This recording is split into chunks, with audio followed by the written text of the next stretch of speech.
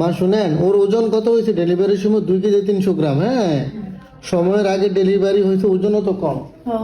হ্যাঁ, যে বাচ্চা সময়ের আগে ডেলিভারি হয় ওজনও কম। হ্যাঁ, ওদের তো অনেক পুষ্টির অভাব থাকে, তাই না? ওদের যে আমরা বাইরে থেকে ভিটামিন গুলা দিই, এগুলা বয়স যখন 14 দিন শেষ হবে তখনই শুরু করতে হবে, বুঝতে পারছেন? আর মাথায় এত তেল দেওয়া যাবে না মাথার মধ্যে। হ্যাঁ, মাথা সবসময় শুকনো রাখতে হবে। আর বাচ্চা কি করে, বমি করে দেয় তো। বমি করলে আমরা বাচ্চাটা এইভাবে নিয়ে খাড়া গুলে নিই। আমরা খাড়া গুলে নিব না। ধরেন বাচ্চাটা বমি করলো এইভাবে, হ্যাঁ, আমরা বাচ্চাকে এরকম করে, হ্যাঁ দাঁড়ান না, মাথা খাড়া করা যাবে না বমি করলে। ধরেন বাচ্চাটা বমি করলো, বমি করতেছে, আমরা একটা কাট করে দিয়ে পিঠে এমন এমন করবো, ডলা দিব, এরকম করবো। হ্যাঁ, এমন এমন করবো, এরকম করবো।